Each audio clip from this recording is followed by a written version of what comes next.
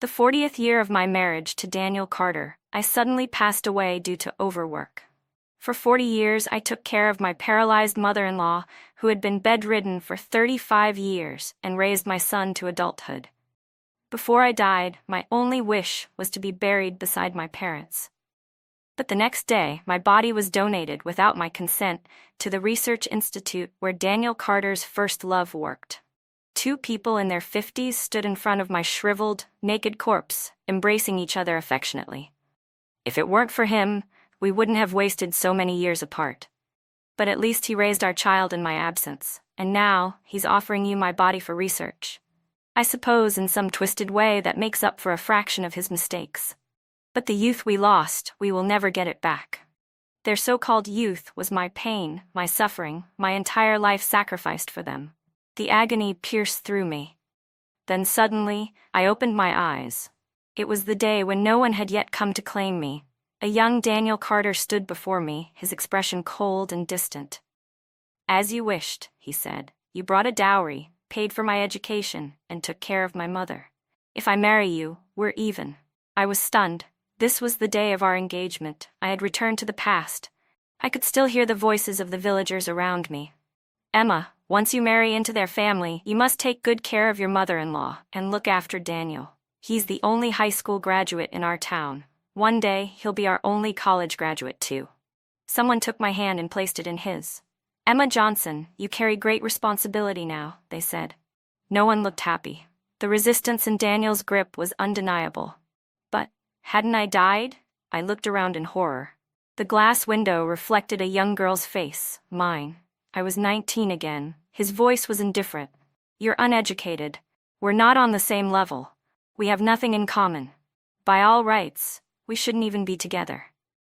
The only reason I'm letting you into my house is that you seem obedient enough. I'll be attending classes in the city most of the time. After we're married, your only job is to take care of my mother. My mother's ration tickets are all given to me. You'll have to prioritize feeding her first." The past and present overlapped, his face merging with the one I had seen in my previous life. A sharp pain rang in my ears. I yanked my hand away as if I had been electrocuted. "Who wants to marry you?" I snapped. The sudden movement startled everyone. One of the villagers laughed. "Oh, the bride is shy." The entire courtyard erupted into laughter. They teased me, reminding me that I had spent so much time at the Carter house, and now that the wedding was happening, I was acting embarrassed. This is the new era. Free love, no one's judging you. You're lucky, Emma, he's the most educated man in town. In my previous life, I had once fallen into a river and nearly drowned. Daniel Carter saved me. Out of gratitude, I did everything to repay him. I sent his mother expensive pastries I couldn't bear to eat myself. I used my fabric rations to make him new clothes, while I wore patched-up, rough linen. His mother saw that I was hardworking, had a good temper, and even came with a dowry. So she arranged our marriage. You're a good girl. My Daniel caught a cold and had a fever saving you. He even missed several days of school. Besides, everyone knows he brought you back with mouth-to-mouth resuscitation. If you don't marry him, no one else will take you. You're just a girl, staying unmarried at home. Your parents wouldn't rest in peace knowing that. Before I even understood what marriage truly meant, I was tricked into becoming part of the Carter family. For 40 years, I worked like an ox, like a horse, and in return I was discarded. But now that fate had given me a second chance, I would never make the same mistake again. My mother told me to pack up and move in with you today, I heard myself say. I still have school. I don't have time for a wedding banquet. Just like in my previous life, Daniel had no patience. He turned to the villagers. Help move her dowry, he ordered. When my parents were alive, they worked hard and left me a decent inheritance. Later, my dowry helped Daniel Carter, who had come from poverty, finish high school and go to college. After graduation, he smoothly entered a government agency and climbed the ranks. The villagers bustled about, happily moving my things. In my past life, I had entered the Carter household just like this, confused and unaware. There was no wedding ceremony, not even a red character for happiness on the door. I had thought Daniel Carter was just an unromantic man. But 2 months after my death, he held a grand wedding. With great fanfare, he married Sarah Miller. He personally designed the ceremony, and he even cried at the altar, more than once. Marriage in the past was just about getting by. It didn't matter who you were with, life was tasteless either way. Until today, when I married Sarah, I finally understood what it meant to find happiness, even if it came too late. I will never let anything get in the way of my happiness again. As I watched everyone start to move my things, I quickly spoke up. Stop. Put everything down. The crowd turned to look at me in confusion, and Daniel Carter was clearly irritated. Enough, Emma, he snapped. Isn't this what you wanted? To have everything carried out one by one so the whole town could see just how much dowry you have? We're all working class people. You're just living off your parents' hard-earned money. What's there to show off about? Do you think I married you because of your dowry? Let me tell you, if it weren't for you and my mother constantly pestering me, I would never have married someone as ignorant as you. His brand new military green trousers, which he wore with such arrogance, had been sewn together by my own hands in my past life. I had spent an entire night stitching them under the dim light of an oil lamp. And now, just like before, he used what was mine while belittling me. But if there was one thing different in this life, it was that I had 40 more years of experience. I had been deceived, humiliated, and treated like a fool for an entire lifetime. I was no longer the timid, voiceless girl I used to be. Looking at Daniel's proud posture, I lifted my chin as well, crossing my arms over my chest. Well, if you're not marrying me, then I'm not marrying you either. The moment the words left my mouth, the entire crowd froze in shock. After all, in my past life, I had been the one constantly running to the Carter household. Thanks to Daniel's mother adding fuel to the fire, the entire town believed I had shamelessly clung to him. Other girls my age had suitors lining up at their doors, while no one ever came for me because I was already spoken for. Now I reached out and firmly pressed down on the chair that had been lifted for me. Clearing my throat, I addressed Daniel with a steady voice. Daniel Carter, I used to visit your home to help out because I was grateful to you for saving my life. Later, your mother said your family was too poor to afford your school fees and asked me to bring my dowry to support you. I agreed, out of gratitude. But now, since you think I'm beneath you and you don't care for my dowry, that's just fine. I won't cling to someone above my station. From now on, we'll go our separate ways. You take your path, and I'll take mine. We won't interfere in each other's lives.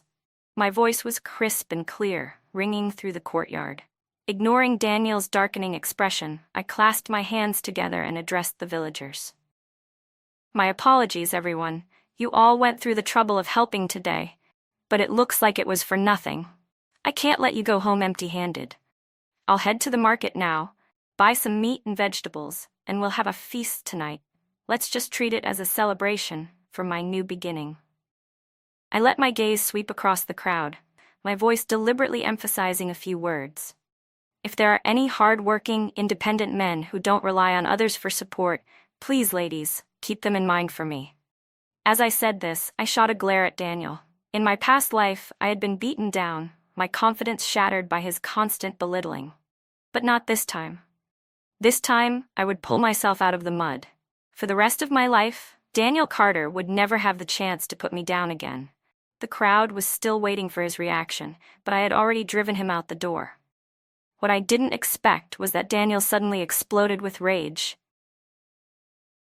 Emma Johnson, what kind of game are you playing? There's no way you don't want to marry me. I sneered. Do you think you're some kind of prize? Look at yourself. You're as scrawny as a plucked chicken. Right now, Daniel hadn't yet climbed to a high-ranking position.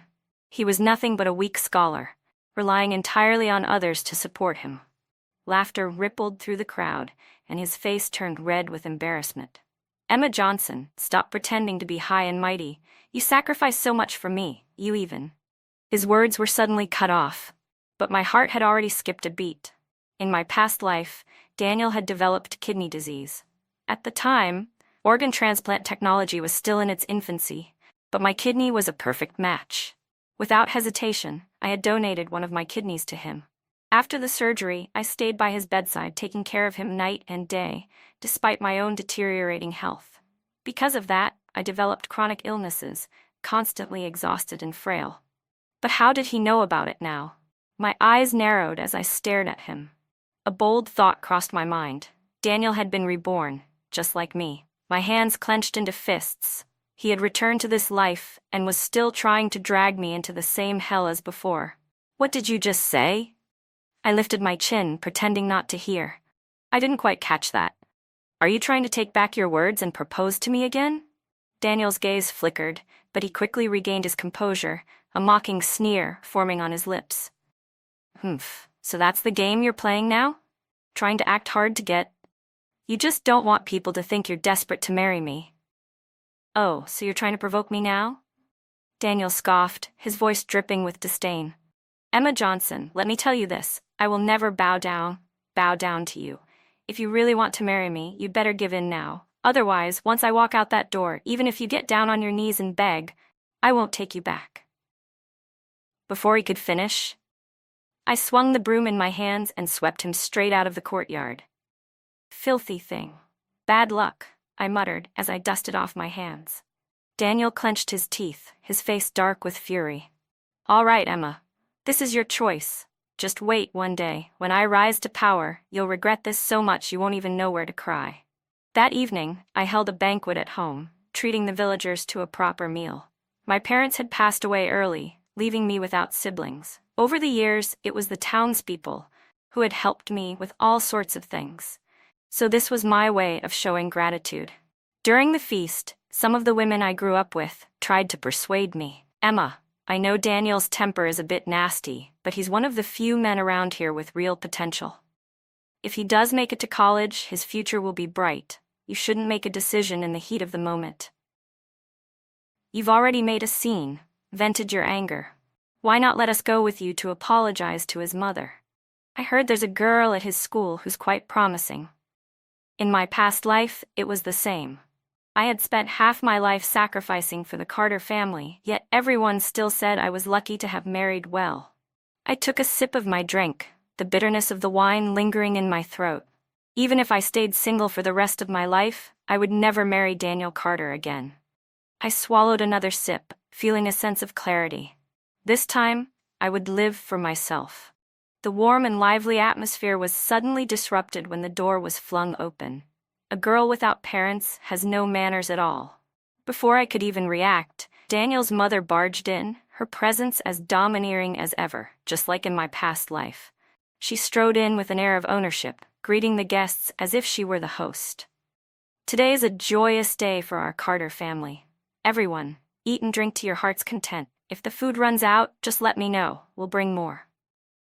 She scanned the room with her usual arrogance, her voice loud and commanding. Our family comes from a long line of scholars. We are people of tradition and respect. It is my fault for failing to find a proper daughter-in-law with good manners. Please forgive me for the embarrassment. The so-called scholarly family she boasted about? Her late husband had been nothing more than an accountant for the town's grain storage. He had died drunk in a warehouse, yet she twisted the story, claiming he had sacrificed himself for the community. Now she turned to me, her voice dripping with false kindness. Emma, I gave you money to host this meal, yet you started feasting without me? You didn't even have the decency to invite me first? Her voice dropped into a condescending whisper. I used to think you were a sensible girl, but now you're acting out of line. I'll let it slide this time, since it's your first offense. After the meal, you'll come with me, apologize to Daniel, and kneel to serve him tea. If you do, I'll still consider you part of the Carter family. Otherwise, you'd better be careful. I'll make sure no man ever dares to marry you. I didn't move. With a sharp slap, her palm landed hard against my back. When your elders speak, are you deaf? Get up. Her voice rang through the room. Where have you ever seen a daughter-in-law sitting down to eat while her guests are still hungry? She snatched the cup of wine from my hands. My son is going to be a high-ranking official in the future. Drinking will only damage his brain. He can't have this. I'll drink on behalf of the Carter family. She raised the cup with a forced smile. Forgive us for the lack of proper hospitality, everyone. The villagers exchanged glances, stunned by the scene. So, the Carter family provided the money, and Emma did all the work? This kid should have spoken up earlier. The way she caused a commotion, I thought she really wasn't marrying Daniel. Turns out she was just trying to play hard to get. Emma, this isn't right. You should give your mother-in-law a seat. In my past life, the Carter family had never thrown me a wedding banquet, but Daniel's mother had still gone around collecting wedding gifts and money from the villagers. The very next day, Daniel had left for school, while I was left behind to manage the household, working myself to the bone. With my own dowry, I had bought food and held a feast to thank the guests. But when the meal started, Daniel's mother took all the credit. The men left with cigarettes, the women and children stuffed their pockets with candy and seeds, and the whole town praised Daniel for being such a good man. Meanwhile, I had merely been a backdrop for their success. And instead of gratitude, Daniel's mother scolded me for wasting money and even forbade me from eating at my own wedding feast. She had made me kneel at the entrance, bowing to every guest who came and went. A man never bows to others, she had told me. A wife must kneel on his behalf. Showing respect to your husband is the duty of a good wife. This is the Carter family's tradition.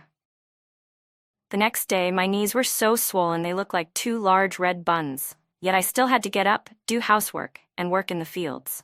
All of my dowry had already been taken by Daniel's mother under the excuse of keeping it safe.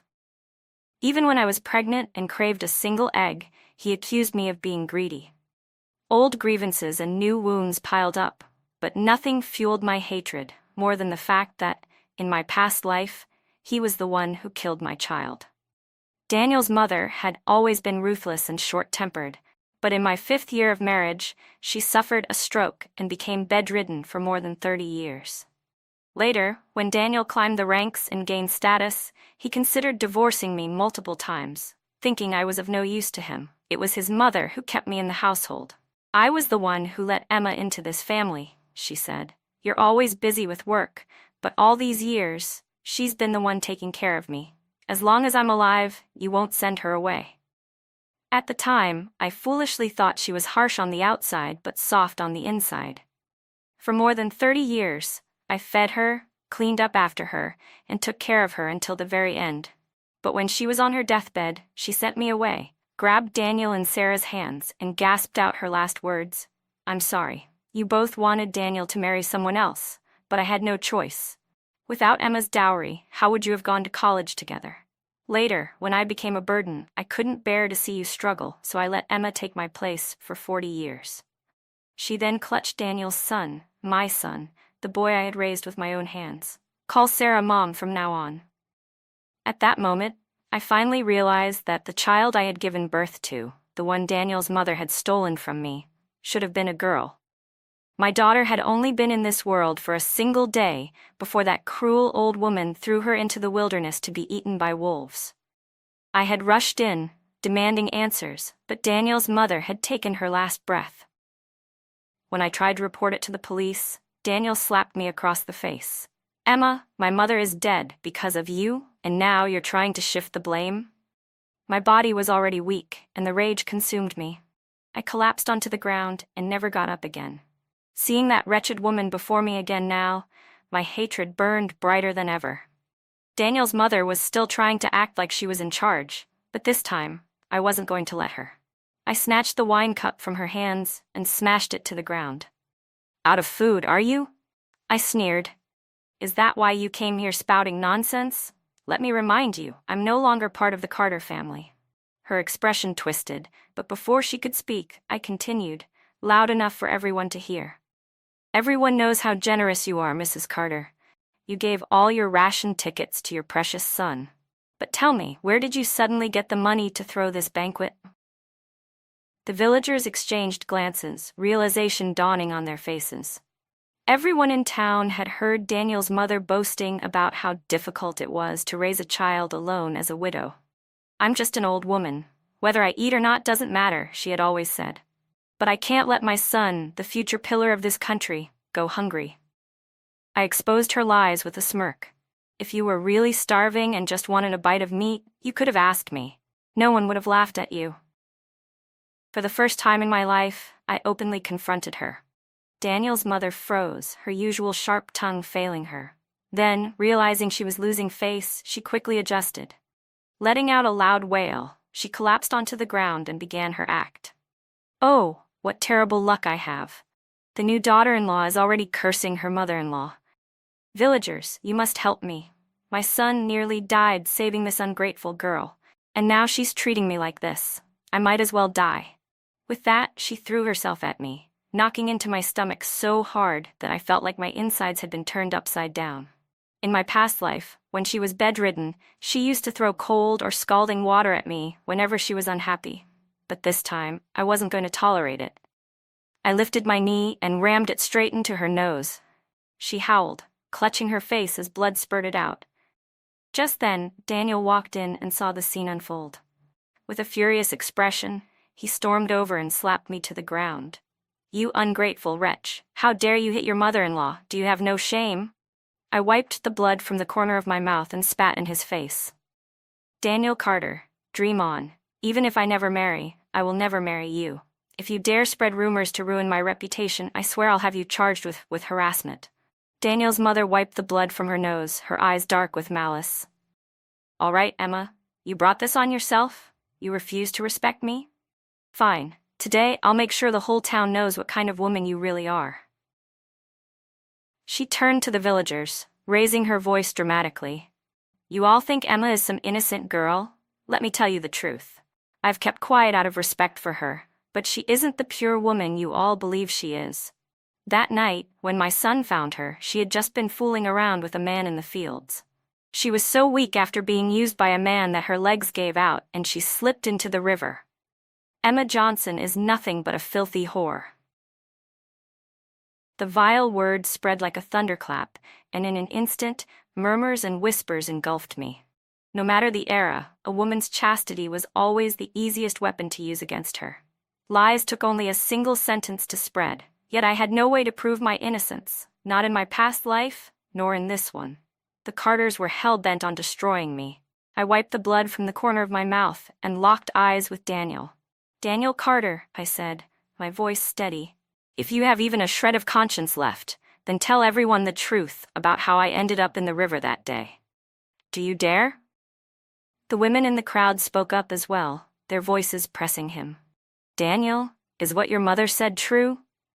This is a matter of life and death for a woman. You can't just say things in the heat of the moment and ruin Emma's entire future. Under my unwavering stare, Daniel hesitated, guilt flickering across his face for a brief moment. But then, he clenched his jaw and spat out, Emma, this is exactly what you deserve, but if you're truly remorseful, I'm willing to be the bigger person and take you back. To the villagers, he looked conflicted, torn between pity and duty. His self-sacrificing act only made them admire him more. His mother sneered. Everyone, after you finish eating, help us move the dowry. And please, keep an eye on this shameless woman for me. Who knows what kind of trouble she'll stir up the moment my son leaves home? Daniel reached for my wrist, his grip tightening. Emma, I'm giving you another chance to turn over a new leaf. But just then, the quiet night was interrupted by the sound of tires crunching against gravel. A pair of headlights illuminated the courtyard. I chuckled. Too bad, Daniel. You're out of time. A military green truck rolled to a stop in front of my house, and several female soldiers jumped out. From the passenger seat, a familiar figure emerged. It was Tommy, a 13-year-old boy from my village. Emma, I got here in time, right? He grinned. I stuffed a handful of candy into his hands and gave him a thumbs up. Perfect timing. The soldiers quickly recognized me. Comrade, we're so relieved to see you safe. The villagers exchanged confused glances, but Daniel's face drained of color. His lips moved as he mumbled to himself. This isn't possible. How do they know? Panic seized him as he rushed to pull me aside. Emma, I take it back. Let's get married. Right now, I'll take you home immediately. Before he could say another word, one of the female soldiers shoved him away. Sir, what do you think you're doing? You can't just grab a woman like that. Then, as she got a clearer look at him, recognition dawned on her face. Wait a second. You were there that night, weren't you? We handed the rescued girl over to you. Confusion spread through the crowd. I took a deep breath and finally revealed the truth. The person who saved me was never Daniel Carter. It was a group of passing female soldiers. A murmur of shock rippled through the villagers. Daniel had been lying all along. The truth was something I had only learned after my death in my past life. But this time, I had written a letter in advance, sending Tommy to deliver it to the nearby military camp. In the letter, I explained my situation and requested their help in clarifying what really happened that night. The female soldiers had responded immediately. The military base was just outside of town, so they arrived just in time. That day we were on a mission when we found Emma drowning, one of the soldiers explained. But since we couldn't delay our orders, we had to leave her in someone's care. This man, she pointed at Daniel, claimed he was from the same village and promised to take responsibility, so we entrusted her to him. Gasps filled the air. So it was the soldiers who saved Emma, not Daniel? Then why did you lie, Daniel? Daniel stammered, struggling to find an excuse. His mother quickly stepped in, shielding him with her body. So what if those girls fished her out? Without my son giving her mouth to mouth, she would have drowned anyway. You all saw it with your own eyes. A soldier frowned. That's not right. We had already performed chest compressions and expelled the water from her lungs. There was absolutely no need for mouth-to-mouth resuscitation. Daniel's mother glared at them. What do you little girls know? My son is a college student. The soldier didn't back down. We may not be college students, but we are medics. We've saved lives on the battlefield. Do you think we don't know how to assess a drowning victim? The weight of their words sank into the crowd. I turned back to Daniel, who refused to meet my gaze. Daniel Carter, I said coldly. These women saved my life, but you, my voice sharpened. You took credit for their actions and used it as an excuse to take advantage of me. In front of all these people, you tried to ruin my reputation? You take false gratitude and twist it into a reason to force me into marriage? What exactly are you plotting? Daniel's mother hurriedly shielded him behind her, her neck stiff with defiance. But before she could speak, one of the female soldiers cut her off. I knew I wasn't mistaken. It was him. She grabbed Daniel's mother by the wrist. That night, when I was in the truck, I saw it clearly. Emma Johnson was pushed into the river by someone, and that someone was you. You were wearing this exact outfit. The moment those words left her mouth, panic flashed across the old woman's face. She instinctively covered her face and tried to shrink into the crowd. Nonsense. You're lying. You're framing me, she shrieked. I demand to see your superior. She thought the soldiers would back down, but to her horror, they immediately agreed. All right, let's go. We'll go to the police station and clear this up. At that moment, a few of the villagers hesitated before stepping forward. Now that you mention it, I do remember seeing Mrs. Carter near the river that day, one of them admitted, and she really was wearing this outfit. Yeah, I remember too, another chimed in. When Daniel shouted for help, she was right there. If the soldiers hadn't seen it themselves, how could they be so sure? The truth finally unraveled. From the very start, my fall into the river had been a setup orchestrated by the Carter family. They wanted me to owe them my life, to be forced into their debt forever. A sharp slap landed across Daniel's face. You shameless bastard. I seethed. The women in the village, furious at the deception, swarmed forward. Daniel's mother clutched her son and bolted, but not before spitting out a final threat. You ungrateful wretch. Marrying into our family would have been a blessing beyond your wildest dreams. Just wait. When my son rises to greatness, you'll be groveling at his feet in regret. I sneered. Without my dowry funding his education, I'd love to see how Daniel Carter plans to rise to greatness. The next morning, I packed my bags and headed to the village entrance. In my past life, I had wasted decades in the Carter household, enduring insults and humiliation. But before my marriage, I had survived on my own. I had worked whatever jobs I could find to support myself. This time, instead of throwing my dowry away on Daniel, I would use it to open a small business.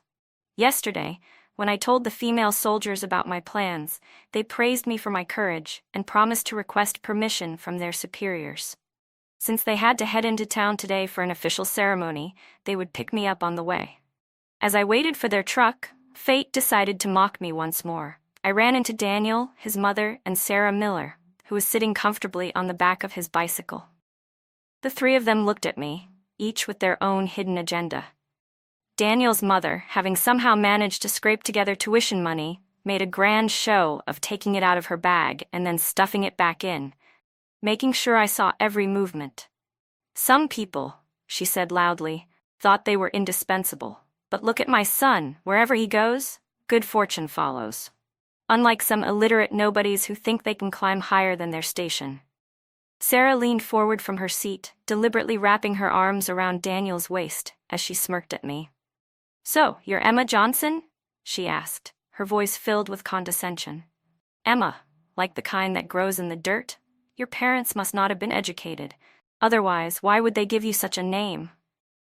In my past life, the day after I married Daniel, Sarah had come looking for him, insisting that they go to school together. When she saw me, she looked at me the way a wealthy heiress would look at a lowly servant. "You're that desperate, pathetic girl who wouldn't let go of Daniel, aren't you?" she had sneered. Back then, my face burned with embarrassment.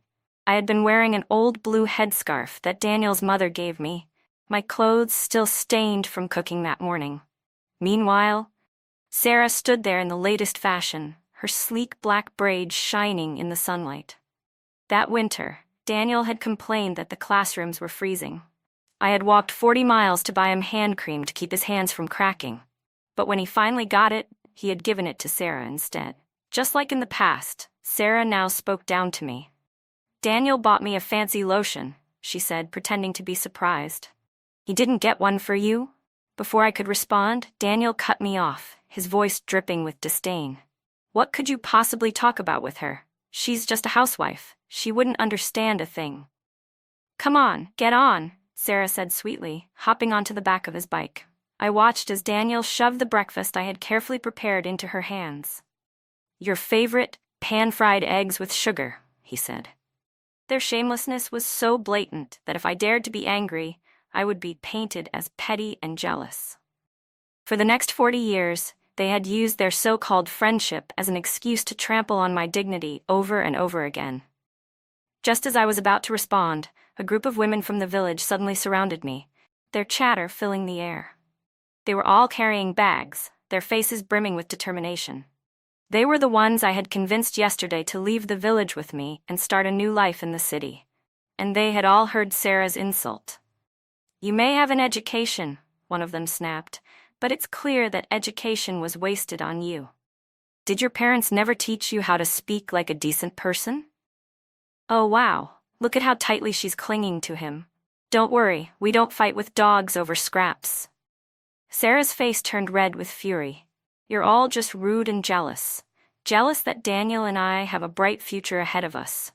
Unlike you, who are destined to spend your lives digging in the dirt." I cut her off mid-sentence. "The chairman teaches us that in a revolution, every role is equal.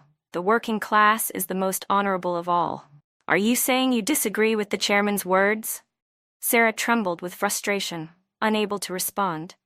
"You're just bitter because Daniel dumped you," she snapped. "You're young, but your mind is filled with nothing but romance. With people like you, how can the country ever hope to prosper?" Her attempt to shame me backfired instantly. The women around us erupted into heated voices, and yet, here you are, flinging dirt on others while pretending to be so righteous. "My cousin works at the department store, and she saw you and Daniel holding hands while shopping. Wang from the county school saw you two whispering to each other during an outdoor movie. Back then, Daniel went around telling everyone that Emma was already his wife. So what does that make you, Sarah? A shameless homewrecker." Sarah turned to Daniel, panicked. "Daniel, say something." But Daniel wasn't looking at her. Instead, he was staring at me, gripping his bike tightly before suddenly yanking me aside. "Emma, you've lived this life once before, haven't you?" His eyes were filled with urgency, desperate for confirmation. Unless I had been reborn, how could I, the once easily manipulated Emma Johnson, suddenly become a completely different person? I met his anxious gaze and smirked. "Daniel Carter, have you lost your mind? What nonsense are you spouting?" I sneered. "We have nothing to do with each other anymore. Keep your hands off me." I wrenched my arm free from his grasp. In my past life, my suffering had been his greatest triumph, but I refused to let him enjoy the same satisfaction in this one. I wanted him to know that the 19-year-old Emma Johnson despised him from the bottom of her heart. Daniel's face darkened as he processed my words. Then, with a cold snort, he scoffed. Fine. Emma Johnson, you're just bitter that you'll never get to be a government official's wife. From now on, I'll walk my path, and you walk yours. We owe each other nothing. Remember this, I will only keep rising higher and higher. He was convinced that, armed with his past life experiences, he was destined for even greater success in this life. But why should we be even? He still owed me a lifetime of suffering. Daniel climbed onto his bike with Sarah behind him and started to ride away. I stepped forward and blocked his path. Emma, even if you regret it now, it's too late. I cut off his shameless rambling. Give me back my bike. Daniel stiffened. That bicycle? I had bought it for him in our past life. And not just the bike. I was going to take back everything that belonged to me. Give what back? Daniel's mother shoved me aside. That bike was your gift to my son. You practically begged to give it to him. And now you want to take it back? Have you no shame? I didn't bother arguing. With one sharp tug, I yanked the bike toward me. Sarah, still perched on the back seat, was flung off, landing ungracefully on the ground. You all had no shame taking my things, but I'm shameless for reclaiming what's mine? I turned to the group of women behind me. Let's go to the Carter house and take back what belongs to us. We'll use it to fund our business. Without waiting for a response, I shoved Daniel aside, climbed onto my bike, and pedaled straight toward their home. The other women followed, some grabbing sewing machines, others snatching up towels and soap, and a few even raiding the kitchen for rice, flour, and oil. Daniel's mother shrieked in panic, scrambling to stop them, but in the chaos, one of the women clawed at her face, leaving red scratches. Oh, so you're the one who told my mother-in-law to pick fights with me, huh? The woman taunted. You've got a big mouth, old hag. Sarah had already gone pale, trembling as she cowered behind Daniel. At first, Daniel tried to maintain his dignity, scoffing. A real man doesn't fight with women. But the moment the women started calling him a heartless liar and a scumbag, he lost his composure.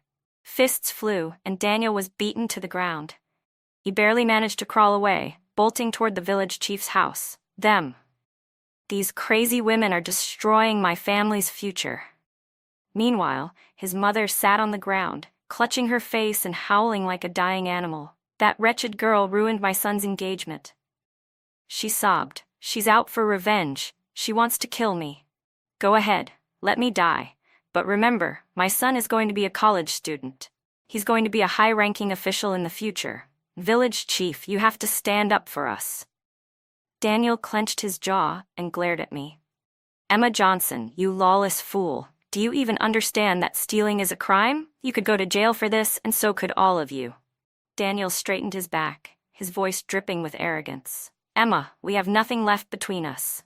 Today, you either kneel and admit your wrongdoing, or you can wait for the police to come and take you to prison. But instead of the fear he was expecting, I only gave him a cold smile. Debts must be repaid. What I'm taking back is rightfully mine. Daniel's mother let out a sharp cry, stomping her foot in frustration.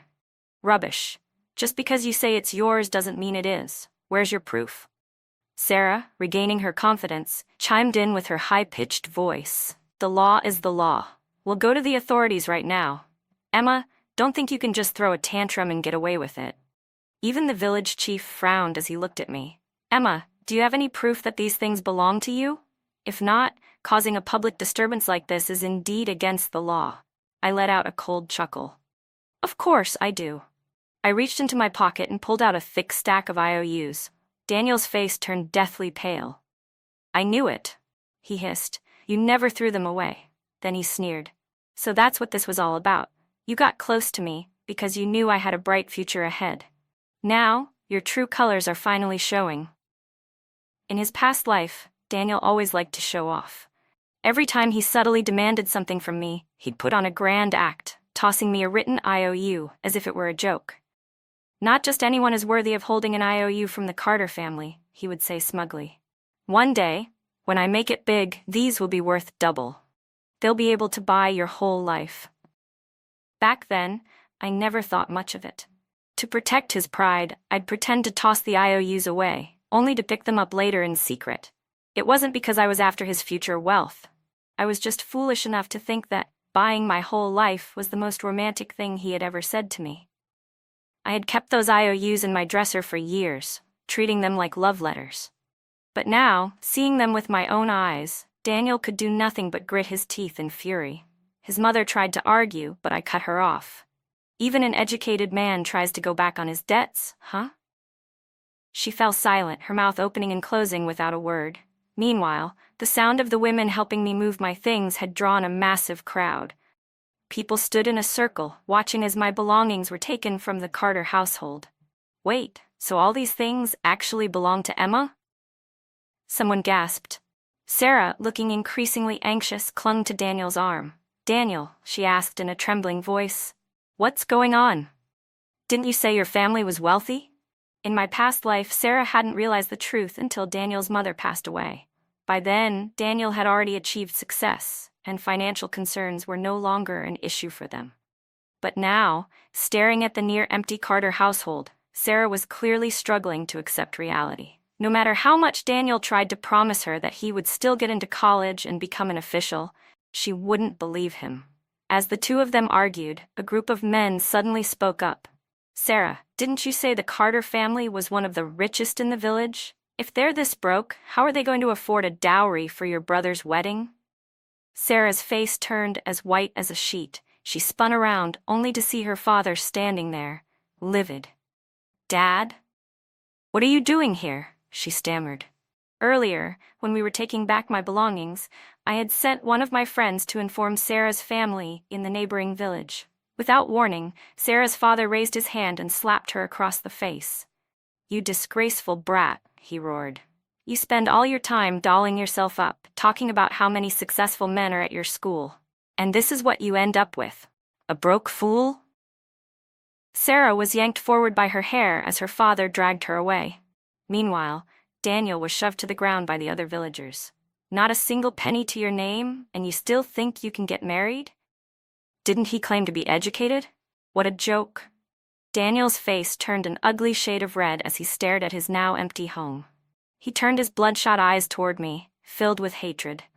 Emma Johnson, you blind, stupid woman. One day, I'll make you kneel before me and beg. I met his glare with icy indifference. Then I pointed at the crisp, new military green pants he was wearing. Take them off. Daniel froze. The fabric for those pants? I bought it. I sewed them myself. Even if I burn them to ashes, I'd rather do that than let an animal like you wear them. His face flushed a deep red, whether from rage or shame, I couldn't tell. You shameless wretch, he bellowed. Telling a man to strip in broad daylight? Do you have no decency? All you think about is men. Women like you should be executed for being perverts. As he spoke, he must have conveniently forgotten his behavior in our past life. Romance between men and women was a natural part of life, but in my past life, every time I had wanted to get close to Daniel Carter, he would scold me, pointing his finger in my face. Do you have any idea how hard it is for the country to produce a college student? He would say. Do you know how valuable my future is? My experiences are meant to contribute to the nation's development, not to be wasted on the rotten flesh of a housewife like you. He spoke with such righteous indignation, as if I were nothing but a filthy rat scurrying under the daylight. And yet, in front of my lifeless body, the 60-year-old Daniel had shamelessly entangled himself with Sarah Miller, their bodies slick with sweat. One moment, he was calling her his sweetheart while biting her chest. The next, she was moaning, "Big brother," as she threw her head back. Their positions shifted repeatedly, their movements disgusting to witness. Now, looking at the man standing so brazenly in front of me, I forced down my nausea and let out a cold laugh. Shut your mouth, Daniel, I said. Unless you own the police, keep your threats to yourself. He had the audacity to call me shameless, yet back when he begged me to make him a pair of military green pants just like his classmates had, he hadn't found it improper at all. But now that I was asking for what was rightfully mine, I was suddenly the indecent one. My voice was loud, ensuring that every villager heard me clearly. Daniel Carter, you look down on me, yet you have no problem taking advantage of me.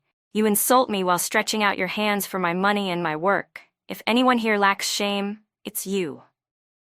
After all our previous confrontations, Daniel's reputation in the village had already hit rock bottom. Now the crowd erupted into laughter. "So, you were the one begging her for things this whole time? And here you were, acting all high and mighty. Some educated man you are, Daniel. Since when do scholars beg women for pants?" Amid the roaring laughter, Daniel's face turned the color of a pig's liver. Under the pressure, he angrily tore off his pants and shoes, revealing mismatched red and green underpants beneath. Furious, he threw the pants and shoes at me. "Who cares about your cheap rags? Listen to me, Emma Johnson, you were never anything but my last choice. You could never measure up to me. I am a mountain you'll never be able to climb." I didn't bother responding to his desperate yelling. I simply let out a small chuckle and walked away. I opened a small shop near the county school, selling goods transported from different regions. On the day of my grand opening, Daniel's mother stormed in, screaming that I was a parasite to society. She was quickly stopped by a police officer. "Ma'am, the government now encourages private businesses under the new economic reforms. If you keep causing trouble, we'll have no choice but to detain you." Daniel's mother left in a huff, muttering curses under her breath. "Shameless girl, flaunting yourself on the streets. Let's see which man will ever want you now. Don't come crying back when you realize no one will have you." She was still dreaming of her son's bright future. But just as she was indulging in her fantasy of Daniel graduating college, a police car roared into the schoolyard. Sarah's father stepped out of the vehicle, his voice booming. "Daniel Carter, you got my daughter pregnant, and today, I'm going to drag you to hell for it."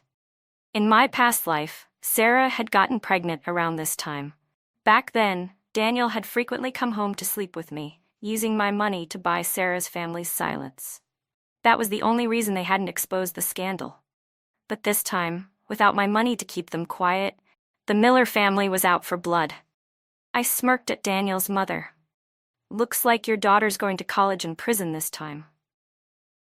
As my friends and I sat nearby cracking sunflower seeds, we watched Daniel get handcuffed and shoved into the police car. His mother chased after them, screaming and sobbing. "It was that wretched girl who seduced my son. My baby is supposed to be a college student." Sarah's father turned and delivered 2 heavy kicks to Daniel's mother, sending her sprawling onto the ground.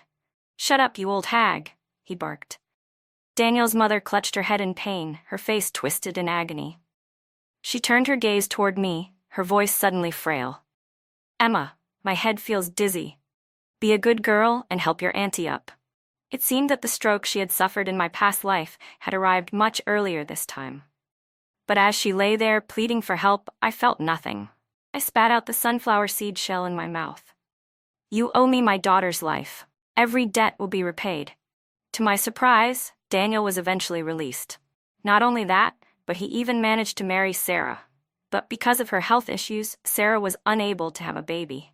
The Miller family, unwilling to support 2 extra mouths, demanded a bride price of $50. Otherwise, they swore they would rather kill Sarah than let Daniel walk free. Daniel's mother lay paralyzed in bed, covered in urine and filth, while Daniel ran around in desperation, trying to borrow money. But wherever he went, he was met with the cold faces of debt collectors who had gathered at his door.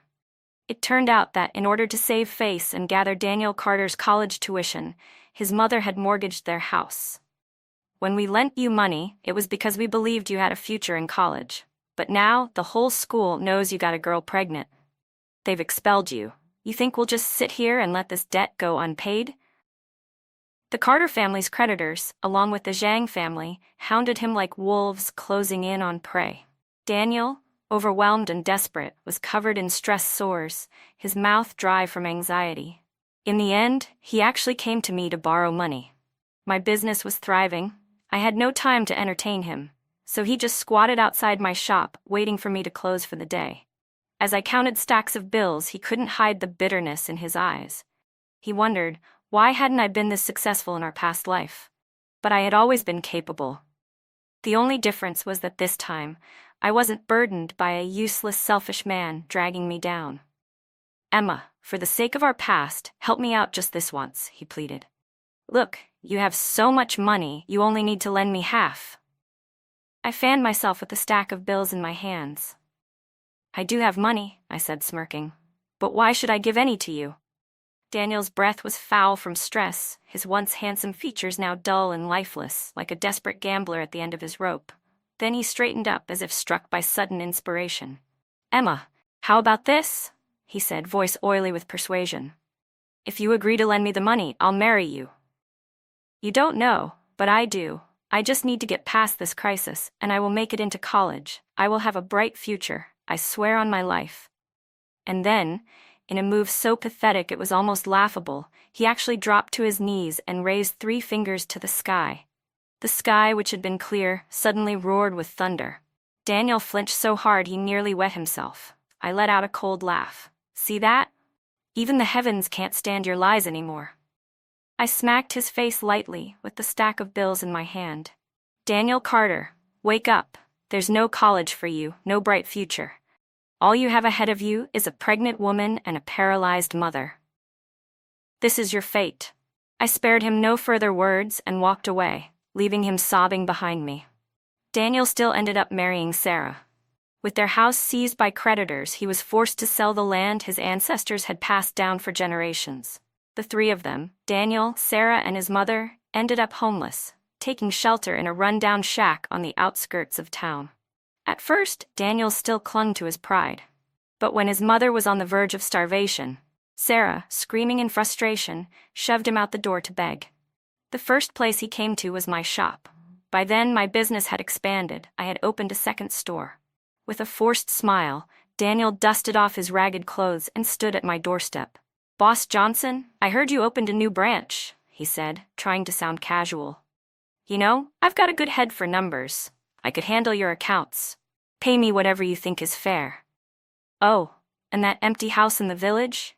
My mother and my wife can take care of it for you. You haven't been to school. You might struggle with bookkeeping. Why not leave it to someone who understands it? I didn't even look at him. My friends and I were dressed sharply, heading to night school for further education. Where did this beggar come from? Get lost, one of them said, wrinkling her nose. I didn't spare him a glance as I walked away. That was the last time I ever saw Daniel Carter alive. The next news I heard was that he had gone insane. One night, during an argument, he grabbed a knife and stabbed Sarah to death. He didn't stop there. He cut the unborn child from her womb and hacked it to pieces. Then, he slit his mother's throat, and just before he killed himself, he kept muttering something. He said, a villager told me, shaking their head, that if he could do it all over again, he would marry you, Emma. I chuckled and shook my head. At my new store's grand opening, surrounded by laughter and cheer, I raised my glass. Eat, drink, and be merry, I said. Don't mention such bad luck. The sound of clinking glasses filled the air. I didn't know if Daniel had gotten his wish to start over again, but I did know one thing: this time, I was going to live a happy life. Every single day.